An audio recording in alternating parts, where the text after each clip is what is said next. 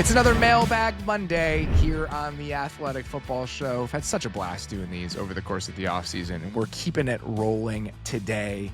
Here to help me dig through your mailbag questions, a sincere thank you to everyone who sent those in. Again, we had so many good ones that we could not get to them all the same way we pretty much have every single week. It is my producer here at the Athletic Football Show, Michael Beller, and my co-host here at the Athletic Football Show, Derrik Klassen. Derrik, how you doing, man? I'm doing really good. I think sometimes the mailbags are fun to put together, like notes-wise, because they make me think about things in a different way. I think this bag of questions was more just like fun to go through than anything. Like I just enjoyed digging through some of this, so I think it's going to be a good one. To let you behind the curtain a little bit, I put these together very early this morning, and I hadn't eaten breakfast yet, and I had just dropped our foster dog off and a little event for the day, and I ducked into the Starbucks next to the PetSmart in order to get this done before I drove home. And so I drank a venti cold brew without eating anything. And so I truly felt like I had taken meth, and my arms were like shaking. And so I may have picked a few more like, this will be fun to answer, I don't have to think about it that much questions than I might have in another mailbag. To just letting you behind the curtain a tiny bit. That's a great one, because when I opened this up, I was like super pumped to see some of these. Like getting a first view of this 2 hours ago, I was like, oh man, this is going to be a fun one. Yeah, there was a couple questions that were good questions, but I was kind of like, I can't think about that right now. I go, let's talk about movies for a second. So this one might have a slightly different, slightly looser feel than a couple of the other ones we've done this offseason. And that's 100% a product of just the extreme caffeine intake I had for about an hour there this morning. I love it. Hell yeah. Well, let's get into it, guys. Dennis On brings us the first question and says, just got around to listening to this week's mailbag, so I guess last week's, and specifically your conversation about Todd Monken. When it comes to evaluating how good a play caller is it more important for you to see what they can do with lesser talent than the heights they can reach with elite talent? For example, how much of what you think of Monken currently is informed by what he did with Ryan Fitzpatrick in 2018, and how much of it is what he's doing with Lamar Jackson? I feel like the current perception of Monken is mostly driven by his recent work with Baltimore, but at the same time, valuing a play caller can be difficult when they are working with elite talent. Brandon Staley was widely considered a defensive genius after the Rams had the best defense in the league, but his accomplishment is difficult to disentangle from the fact that he had Aaron Donald and Jalen Ramsey. So in short, are you more impressed with how much a play caller can squeeze out of lesser talent, or what heights they can reach with elite talent? And is it necessary to see what a play caller can do with lesser talent before you can comfortably project how good they are going to be? Robert, why don't you take this one first? It's a great question, just because I think it's at the heart of what we try to do almost every single day, is try to separate the factors at play and why teams are successful and why they're not. And I think absolutely, like if you can have a guy, let's throw Ben Johnson out there, right? Jared Goff is a good quarterback. Jared Goff is not an elite quarterback. He's not one of those guys that are the core four or has a seat at the table type of players. I think it's easy to understand the value Ben Johnson brought to the Lions offense, even with good supporting cast players, than it is to understand what Joe Brady is for the Bills if you're just trying to stack up those two situations next to one another. I do think that you can see a difference between play callers, though. I think that's where the control starts to come in a little bit. And, you know, we could talk about Zay Flowers being a piece of this Ravens offense where he wasn't from Greg Roman. I totally understand that. But for the most part, you have the same quarterback. You have a lot of the same infrastructure for Todd Monken that you did for Greg Roman, and now the Ravens are the best offense in the league, and one of the best offenses ever last year, and have stacked that up for 2 straight years, and I think are just a little bit more well-rounded and a little bit more dynamic than they were in the previous version of this offense. So it's never going to be perfect, and absolutely it's easier to understand a play caller when they don't have an elite quarterback, but sometimes we don't have the luxury. We have to figure out how much is the coach doing and how much is the quarterback doing, and that's in part because of the hiring cycles. Like when a team's going to figure out whether they want to hire Joe Brady as their head coach next spring, the answer to that question is going to matter. Like, how much of this do you think is Joe Brady and how much do you think is Josh Allen? The same thing for Brian Daboll. Like, I think ultimately that's where this stuff becomes important, as these guys that are offensive coordinators are likely going to be elevated to different jobs. And on the flip side with the quarterbacks, you have to figure out how much is this guy worth? Like if we remove some of the component parts here, is this guy worth $55 million a year, or is his success being driven by some of the people behind the scenes? So it's not just a frivolous exercise. Like the answers to these questions do matter in some way. I think what's fun about this question is to me, I almost have two separate answers. I have the Monken answer, and then I have the wider answer about like all other play callers. I think if we're talking about all the other play callers, it's like, yeah, I kind of want to see what you can do with mediocre-ish talent to see if like you can make it better than it is. And that is what is gonna make me want to be excited about you. Like I remember watching Kyle Shanahan's Browns offenses outside of Josh Gordon. Not a whole lot of talent going on there. The line was good. The line was good. The line was very, very good. The skill players, it was a lot of like Andrew Hawkins, who was a fine player, but there weren't that many stars outside of Gordon, but he really made those offenses go. And that was when it was like, okay, this guy could really be something. And so I think to get your foot in the door and hold consistent jobs, you have to prove that you can make mediocre-ish talent better than it is. And then I think to crack the Andy Reid, Kyle Shanahan, Sean McVay tier, you do kind of have to prove it with elite talent and have those Super Bowl runs and all that.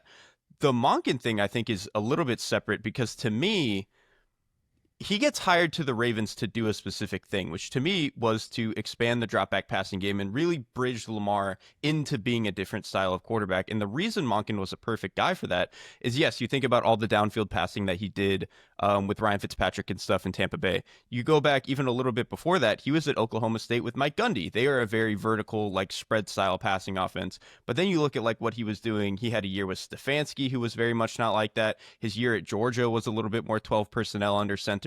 I think the fact that Monken kind of had clearly shown some degree of success in a million different offenses and was able to bring that to Lamar Jackson, I think that is more why he got hired. And that's obviously proving to have been a very good choice by the Ravens.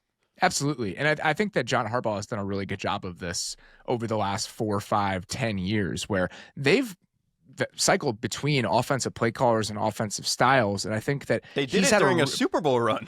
Yes. And I think his ability to kind of have his finger on the pulse of what his offensive personnel needed from an architect and a play caller and being able to consistently evolve like that, I think that's what has separated him from CEO type head coaches like Mike Tomlin, even Pete Carroll, where you've seen them fall off a little bit because they've struggled to keep up in that area specifically.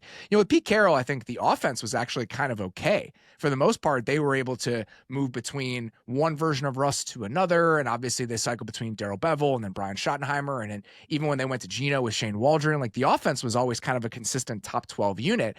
They just never found their versions of Wink Martindale and Mike McDonald in the way that John Harbaugh was able to. And that's a really key part of being that CEO type of head coach. It's like, yeah, if you can find your version of Josh McDaniels and Tom Brady, if you're Bill Belichick, and they're never going to leave because they have lifetime appointments at that spot, that's helpful. But when you have to kind of cycle between these options and being able to find the right ones consistently, missteps every once in a while, but for the most part, having the right people in those roles at the right time, it's a hugely important factor as a head coach. And I think that John has done that as well or better than anybody over the last 15 years. Exactly, because it's not just finding good play callers. There's a lot of good play callers. It's finding like the right guy we need for this moment. And like the way that they moved from McDonald from Martindale, knowing that like, okay, being a little bit of the psycho defense is we've probably had enough of that. It's time to move into something else. They just have very good foresight. And so, yeah. The 2014 Browns, I'm very glad that you mentioned that team because it was one of my like perverse curiosities in my entire time doing this. If you look at the numbers, so the 2014 is the year that the Packers were really, really good, went to NFC Championship game. Aaron Rodgers won the MVP. Fantastic offensive line. Devontae was like fully formed as a superstar by that point. They averaged 0.15 EPA per play that season before losing to the Seahawks in the NFC Championship game. With Alex Mack on the field for the 2014 Browns, that was the first 5 games of the year with Brian Hoyer at quarterback. The Browns averaged 0.17 EPA per play before Alex Mack got hurt. So just a little bit of context for how good that Browns team was before they lost their all-pro center and things started to fall apart a little bit. That season, I think, is what made me so excited about the prospect of Kyle Shanahan landing in Atlanta, and we obviously know how that went. Me too, man. That was so 2014, I think, was the second year I was like really covering the league and stuff. And that was the first time where I looked at a depth chart on paper and then I watched what they were actually doing on the field and was like, holy shit, there is no way they are getting away with that. And it was like a truly like watershed moment. It was awesome. That team was cool. I wrote a story, I think it was after the 2016 season, or it was at the tail end of the 2016 season, right before that Super Bowl, about Kyle Shanahan and how I thought that he was like the next guy up when it came to the great coaches in the league. And there's part of me is glad that I wrote it then when I was a little bit less afraid and uninhibited and willing to say stuff like that. And I hadn't been burned by other approximate predictions when it comes to coaches. But as part of reporting that story, I remember talking to Andrew Hawkins, and he told me about working with Mike McDaniel that year as the wide receivers coach, and just how Andrew Hawkins had prided himself on being somebody that he was really interested in, like the minutia of receiver play and learning about it and route running tendencies and techniques. And, you know, he was seeking out all of these different resources about learning about the position. And then he's like, yeah, then Mike McDaniel came in and just, I really realized how little I knew about the position I actually wanted to play. And so you just, even back then, even almost 15 years ago, 10 years ago, you had an understanding of how special this group of coaches were and how they could reshape the context around football for guys who had been doing it for years and thought that they were really invested in like the minutia of their individual position. And that story in particular is so funny. Like 10 years later, we're still getting the like ripple effects from that. It's crazy.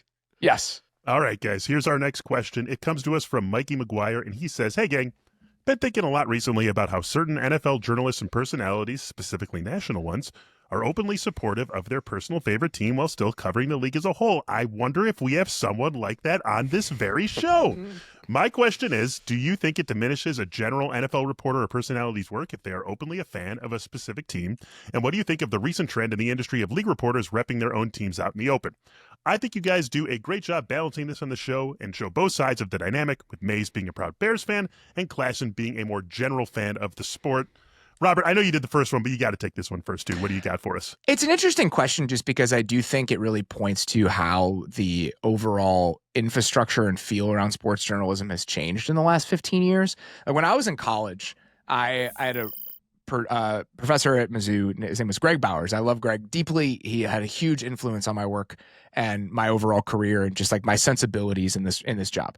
And Greg's thing was just like, zero fandom, like just like completely unacceptable. You can't do it. You're not, even if you are a student at the school, you are not openly rooting for the teams that you're covering when you're working at this newspaper. And I completely understood that. But then I think that the way things have drifted now is just an indication and a reminder that the lines between content and journalism have really started to blur over the last like 5 or so years in a way that I think has become a little bit more accepted. Obviously, like Bill Simmons was at the forefront of this. Like Bill was a hugely influential media figure in 2005 who was a fan before he was a journalist. And I think that that's just become a little bit more prevalent. Obviously, I come from that world. And so that's just how I understand working as a professional sports writer. But I also think that it's just different with different jobs. Like I think it's different with Diana than it is for me when it comes to the nuts and bolts of what we're doing every single day. If Diana was like an out and out Jets fan or whatever team she would follow, like living in New Jersey, I think that it would color her work in a different way than it colors my work. Like we're just trying to have a little bit of fun and learn some stuff on this show. Like for the most part, I don't think I'm doing like deep, important work where we're calling truth to power. So I think that the demands of the job and what your requirements are and what you're doing day to day, I think that also has a huge part in this. Yeah, there aren't any like serious conflicts of interest if all we're doing is podcasting. Like at that point, it's mostly fine. I also think the people that are like higher up in the media space, I almost never, even if I know what team they are a fan of, feel like that is coloring their analysis. Like obviously I think you do a really good job with Bears. If anything, like sometimes you're too pessimistic and too ready to get hurt instead of like blinded by how good they might be. But I think of like Ben Solak, Sheil Kapadia, Deontay Lee. They're all Eagles fans. I have never at any point been like, man, they are blinded by their Eagles fandom, and I think what they just said is crazy. But they'll be fun and enthusiastic with the team when the team is good, but it's not like blinding any of their analysis when it comes to good or bad. And so like I think people that take the job seriously, they can absolutely be a fan and show it and still be very, very good analysts regardless of that. So it's never bothered me. And I think sports are supposed to be fun. And if we can get to a world where people who are analysts can still interface with the game in a way that is fun for them, that's how it should be. It's interesting. I don't think I would consider Sheil a fan of the Eagles. I think he's a fan of the other Philadelphia sports teams. But yeah, and maybe that's kind of what you're saying. Like, I've never listened to Sheil and be like, oh, he's an Eagles fan. And I think that even if he were, I think that speaks to his ability to kind of balance those two things. I think, I don't know, I probably go too far the other way, but there's also part of me that when you start doing the job the way that I've done it over the past 10 years, and people, I think what I've always said is I still love the Bears a lot. I don't hate other teams. Like that stuff falls away. Like, I've been in those locker rooms. I've talked to those guys. Like, those little petty rivalries no longer exist in the same way. And I think that some of the emotional aspects that direction fall off when you're just more of a creature of this world in the way that we've had to be over the last decade or so. And that's a really good point too. I've never thought like, oh, you or anyone else they hate their division rivals and that's coloring how they're viewing that team. Like that, the way you talk about the Packers would seem like you're almost a Packers fan, if anything. Yeah, it pisses people off. And yes. I think, and I get that.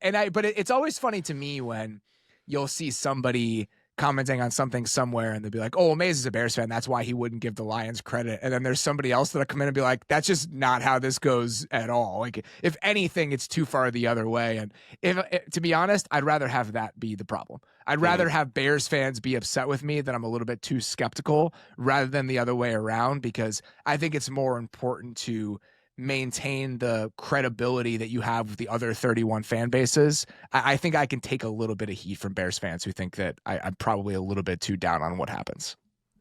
Okay, guys, we have a question here from Joe Gorchaika. I'm going to guess is how this is pronounced. I think it's a Polish name, so Polish speakers in the chat, let me know if I'm saying that right. He says, even though he was the 7th of 7 players drafted by the Browns this year, all the talk in Cleveland has been about Shedeur Sanders.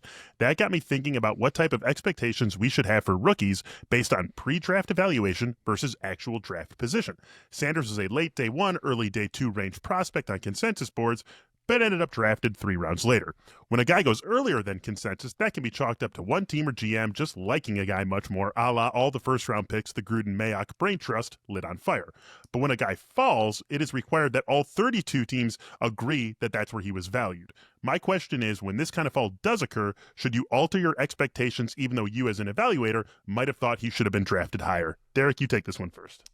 I kind of think you have to, because even if you just take it like in a very broad sense, the way that we've talked about like the consensus boards that people put together, like that board is better at predicting NFL success than any one individual person is. And so if a lot of people for whatever reason like think that a guy is, I don't know, the 70th best player on the board, but the entire NFL tells us he's actually worse than that, that is probably a little bit concerning. And so I do think that with Sanders it changes that a little bit. I think there was a long time that we thought Sanders was going to be a top 20 pick, and that was probably always wrong. But I do think it is like extra. You have to think about what his actual prospects are. The fact that he's fallen to 144.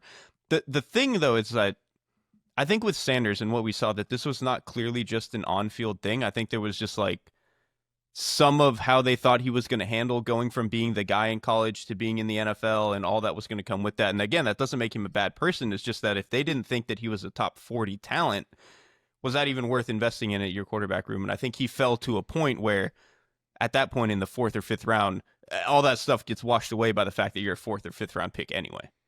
If you're not a top 40 talent at quarterback, we're having a different sort of conversation about you, period. And so I think that's part of the consideration here.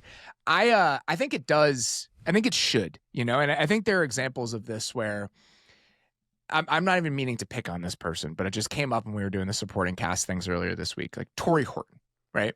So there are people who thought Torrey Horton might be a day 2 pick, and Torrey Horton falls to the 5th round. Well, that doesn't mean that Torrey Horton is the value of a 2nd round pick now. Like, when that happens, there's typically a reason that it happens that we don't fully understand as fans and people on the outside looking in at the draft evaluation process. And guys that fall for reasons that are essentially outside, or even for whatever reason, but guys that fall that far, like multiple rounds, I think there's a reason that that happens, and there's a reason that they never really live up to the expectations we had for them as prospects. Every once in a while, you're going to have those, like Puka Nacua, right? Fell because he had an injury history. And that, I think injury history is part of it. If you can stay healthy and you can kind of prove people wrong on that front, I think that's a way to overplay your draft status. But for the most part, I do think that if you're slipping multiple rounds, it's probably an indication that there was something wrong with the pre-draft evaluation and we should reframe it. On the other side, and I also think it's how far you fall, right?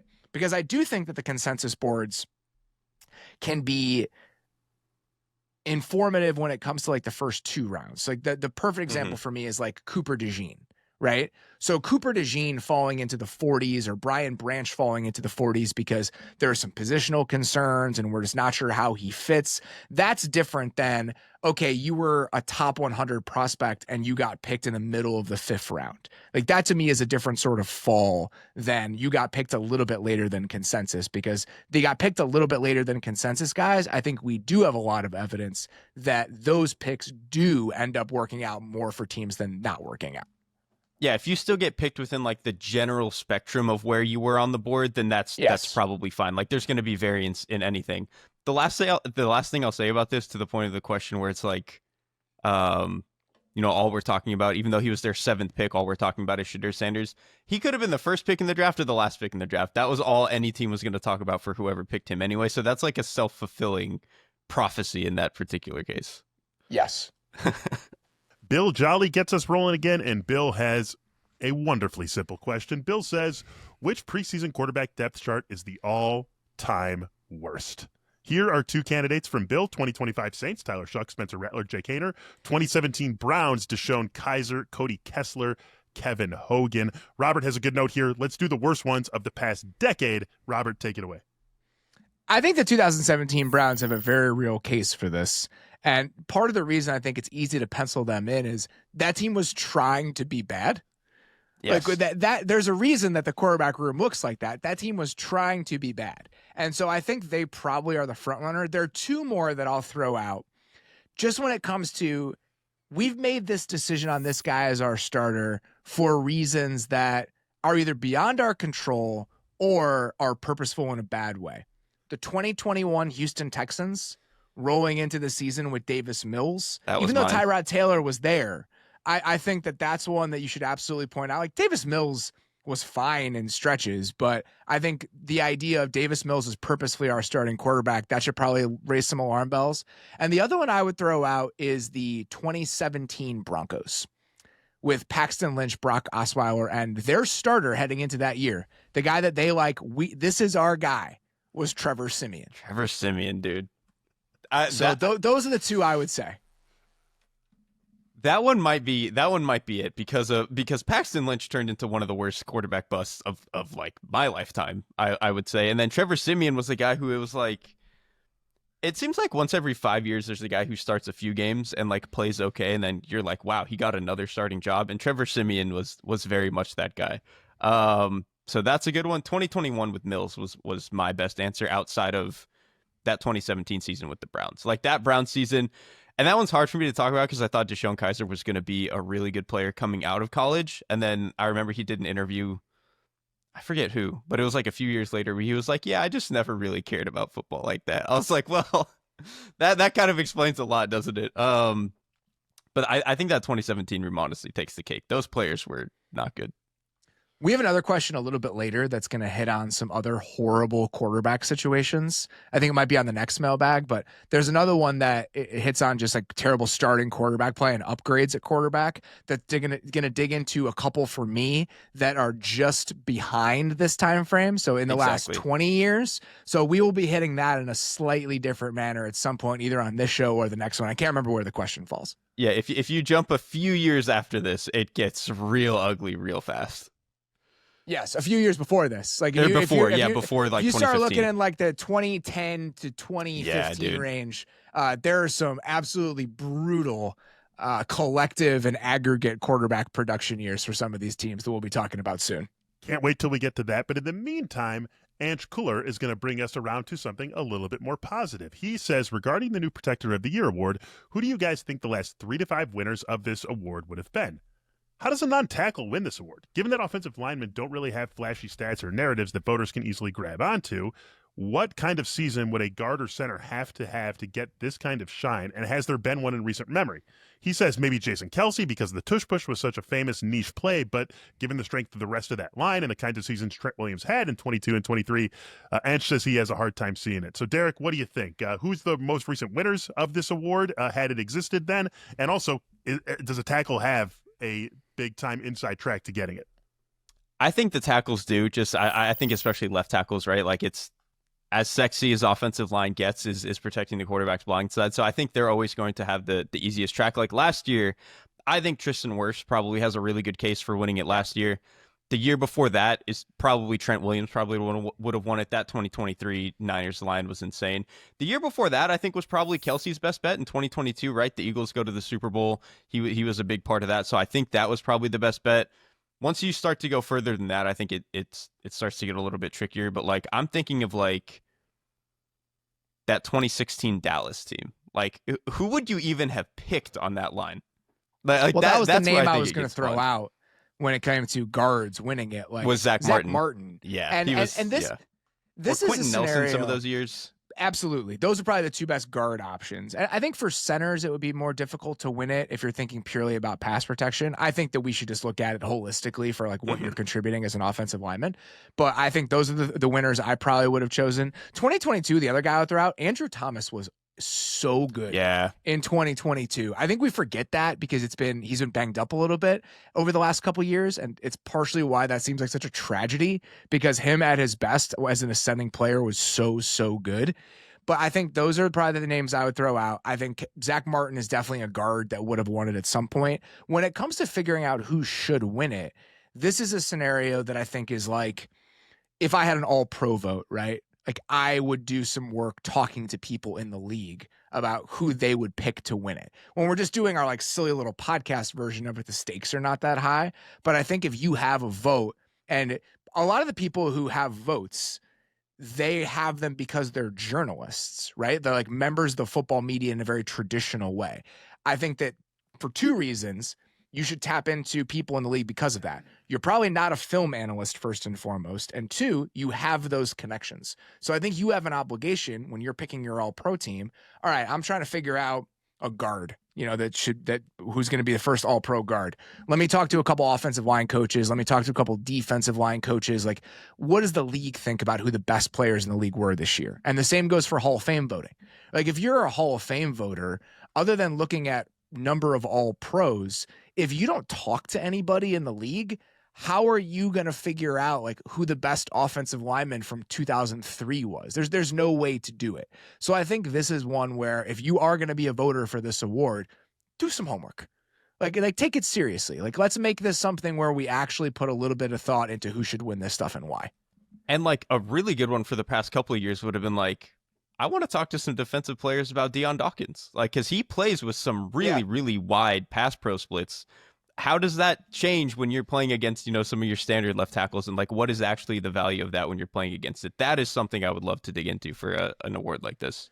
It's going to require that. I think with some awards, like with Saquon this year, it's easy to pick him as the offensive player of the year. But I think with offensive linemen in general, it's just going to be more difficult because you're going to have to dig in to the layers of it a little bit more than you would at positions that have traditional counting stats. Randall Fowler has our next question, fellas, and he says, what current NFL players do you think would make the best future head coaches? I'm biased because I played high school football with him, but I'm pretty bullish on Case Keenum since he fits the backup quarterback archetype, comes from a coaching family, and has seen a wide variety of organizational structures in his career. 3 good boxes to check. Derek, what do you got for this one? Yeah, I mean, Keenum kind of checks all the... and he's like bounced around and has clearly been in some points signed to be like a little bit of a mentor for some younger guys. And so I kind of looked at it through that lens for some of the quarterbacks, like Jacoby Brissett, I think kind of fits into a lot of that. Tyrod Taylor has been around a lot of rooms for that exact reason. So those are 2 guys I would have my eye on. And then we were actually talking about him the other day, so he kind of popped into my brain. TJ Edwards, honestly, I think could be like a really good coach because like his whole thing is like he's not that athletically gifted compared to the other insane athletes playing the sport. He's just really, really smart about the way that he goes about it. And he's tough. And it's like, that's kind of the exact kind of defensive player I think you would want coaching other defensive guys. That's a great answer. I wouldn't have thought defensive players first, but if you're going to pick one, that's a really good answer. D'Amico Ryans was a more talented player than TJ Edwards is. But again, getting back to those sort of cerebral linebackers, like, you think Luke Kuechly would be a good football coach? Oh, I man. think, yes, I think Luke Kuechly would be a good football coach. The only problem I have with Case Keenum, I think Case Keenum's made too much money to coach. That is actually an incredible consideration. I mean, that's real. Like a lot of the time, I mean, and unless, like, all right, let's make this comparison. Okay. How much money do you think D'Amico Ryans made playing professional football?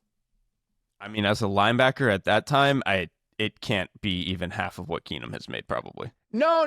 It's closer than you think. Is it? So D'Amico Ryans in his career, and D'Amico Ryans was a really good player. Yeah. Like D'Amico Ryans was like a starter his entire career. D'Amico Ryans went to 2 Pro Bowls. He was the defensive rookie of the year. D'Amico Ryans made $48 million in the NFL. Case Keenum has been a team's starting quarterback on purpose like 3 times in his career. He has made $55 million playing professional football. I'm surprised his number is that low, actually. Well, he only really got that one contract. Yeah, like I the guess one he that's got true. from the Broncos is the only big time deal he ever got. But he's been playing for 12 years and he's made 10ish years. He's made $55 million. You invest that in the right way. I don't think you need the day-to-day grind of being a head football coach in the NFL anymore. No, absolutely not. But some guys are addicted to it. You never know. I mean, again, I think D'Amico is that way. I don't Yeah. think D'Amico needs to coach, but obviously he's very good at it and all that.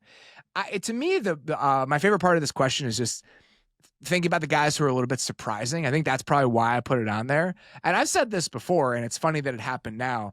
There was a head coach in the NFL that told me that the moment that Sean Mannion retired, he would hire Sean Mannion to be on his staff and potentially be his quarterback's coach.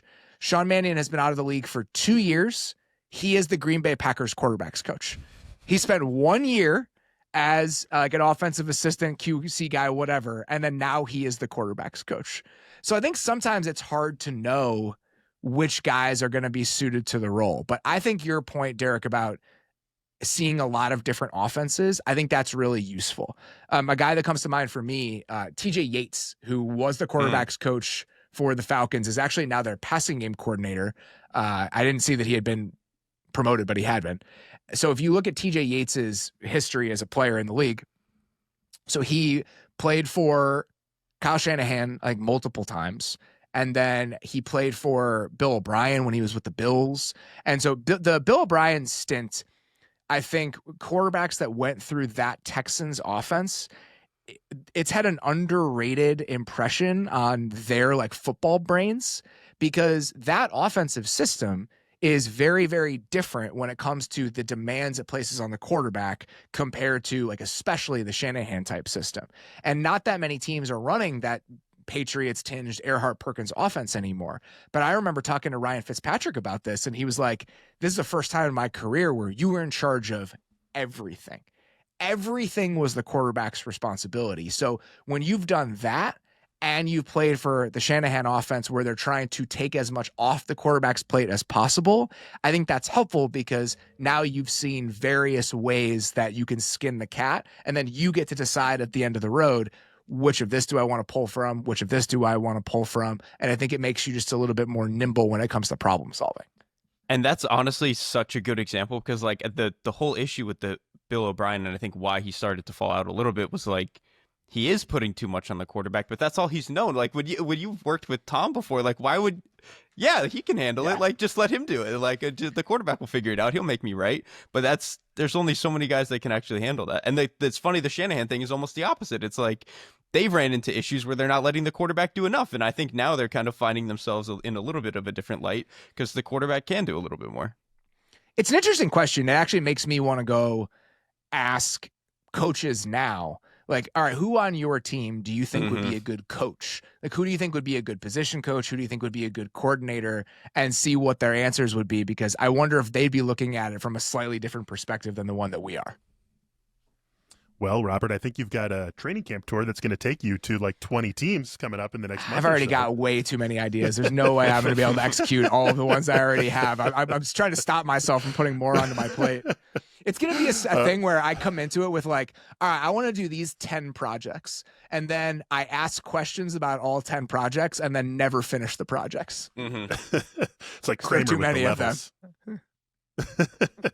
All right, next question here, guys. Vabish Raguraman says, not football related. Important, right up front. Not football related. I have noticed that you, Robert, often make a movie analogy because you love them, and typically in previous versions of the Athletic Football Show, Nate Tice would pick up on them and riff and often make an even more obscure reference. Now, Derrik will often pivot and make a more general analogy that still fits but isn't necessarily related to the movie. So this one puts you on the spot, Derrik. Vabish wants to know, does Derrik watch movies? Does he understand the references and just pivots so it makes more sense to more people? Or does he not get them and pivots for that reason? Derrik, what's up, man? You like movies? I don't get them, and that is why I pivot. I really don't watch that many movies. I think part of it is there's something about it that to me that like sitting down, knowing for the next 2 hours that's what I'm going to watch, and it not being like a live event, I just don't care for it, which is dumb because I'll sit and watch. Part.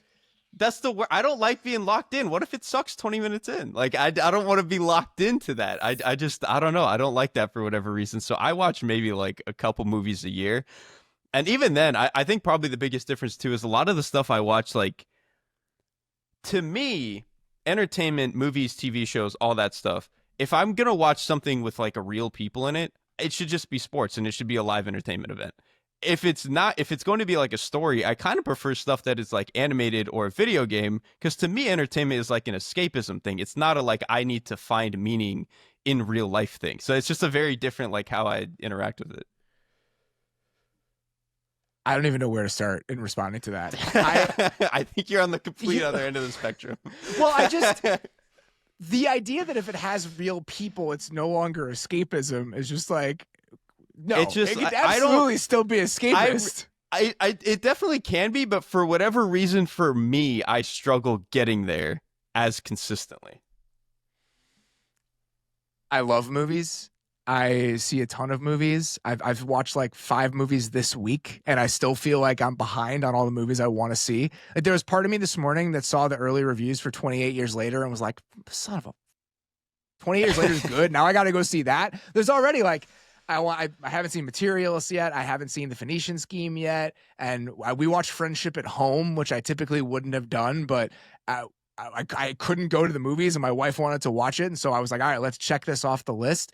I think that this goes back to, I think, a slight divide in like when we grew up and what was available to us.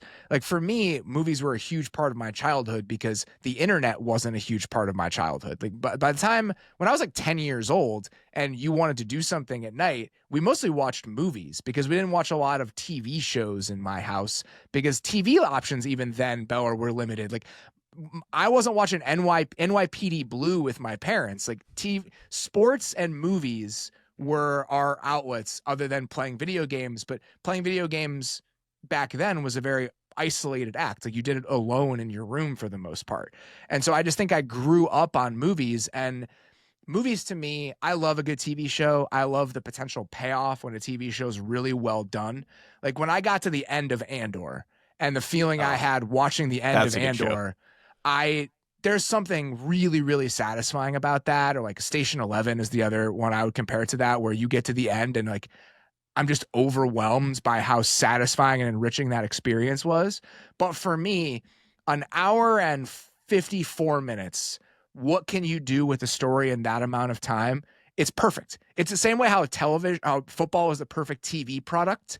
Like it's just made for this. I think the idea of film and like what you're trying to do in that exact amount of time, the fact that you remove yourself for that exact amount of time, you have to get it done in that amount of time. To me, it is like the perfect medium for visual storytelling because it's condensed, but at the same time, there's still enough room in there where you can accomplish something remarkable. See, I think I view stuff the other way. I like to be like sitting with a show for like 3 weeks and just like kind of the slow burn of like, you watch 1 or 2 episodes a day. You kind of just, it's the thing you're doing as your nightcap. Like that to me is more rewarding. But then you bring up a good point about like the age thing too. Like by the time I was 11, all of my friends could play Xbox over the internet. So we just did a lot of, like, we didn't have to watch movies by ourselves or anything like that. We would just play Call of Duty or whatever the hell it was. And so like I've always had that, and I've generally spent, if we divide all of this entertainment into like quote entertainment time, I probably spend a majority of mine playing games instead of watching stuff anyway. So that already cuts out movie time, let alone the other hurdles that I have with it. To date myself here, when we wanted to play video games with other people, even when I was in like middle school and high school, we did it where you had to have several Xboxes in the same place in order to connect them to the same network. And so the football guys, like our football team, would just go to one of our buddies' houses and all 16 of us would play Halo together. But in order to do that, we had to be in the same physical place to do it. So that's how old I am. See, that's funny because I used to do that a little bit in high school, but it wasn't because we had to, right? Like we have the internet by then. There's no reason that we all have to be in the same spot. But I remember it was like maybe like junior year, senior year. A bunch of us would like bring like 5 TVs over to one of our friends' house and we would just sit and play online together. So there was no reason to do this, but it was just kind of fun to have everyone in the same room. So even though I didn't have to have that experience, I did. In-person interaction is good. We should It's have better. more It's in-person just better. interactions. Yes, when my friend griefs me, instead of yelling at him over the mic, he's 2 feet away from me. That's way better. That's a lot more fun. Okay, Carl Johnson has our next question, and he says, on the show a week or two ago, when discussing the Steelers in some context, it was mentioned, even if things don't go smoothly in some area of the season, they'll still be okay or finish middle of the pack because they're the Steelers. It got me thinking about team reputation and the assumption of performance associated with that reputation.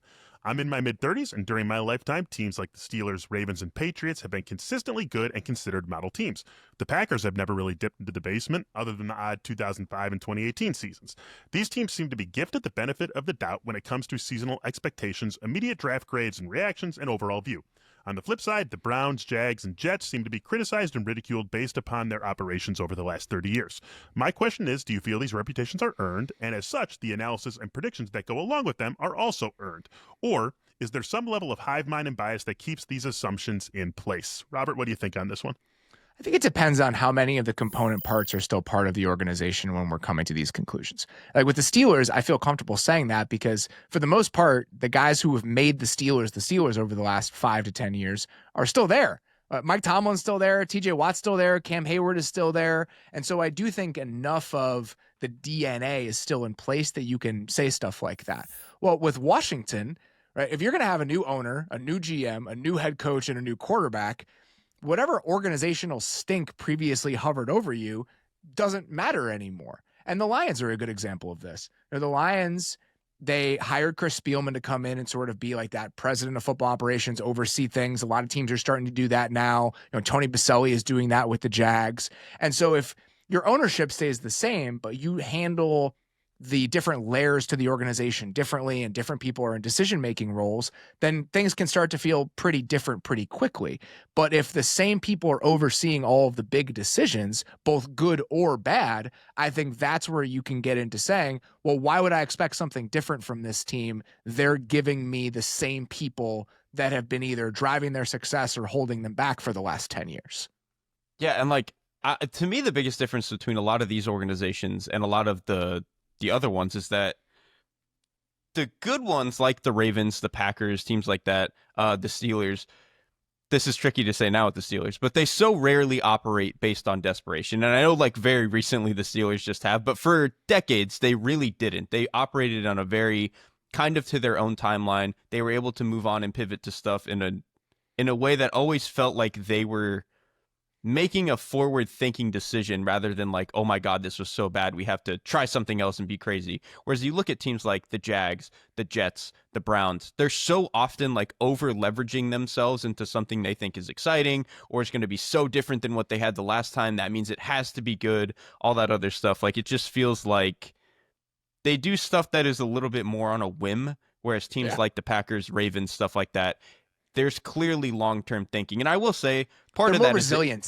they're more resilient. And like part of that too is they're just hitting on the quarterback, right? And that allows you some degree of freedom with teams like the Ravens, the Packers, and stuff like that. But teams like the Ravens and Packers were also, again, forward thinking with how they took quarterbacks. Like the Ravens taking Lamar Jackson when and where they did, and taking him in a year where, people thought he was just this runner and all this stuff, and they clearly had a vision for him. That is good team foresight. And then the Packers taking Jordan Love a couple of years before Aaron Rodgers was ready to go, like them operating that way instead of the Jets kind of being stuck having to take Zach Wilson, for example. Like, it's just they're operating in very different ways.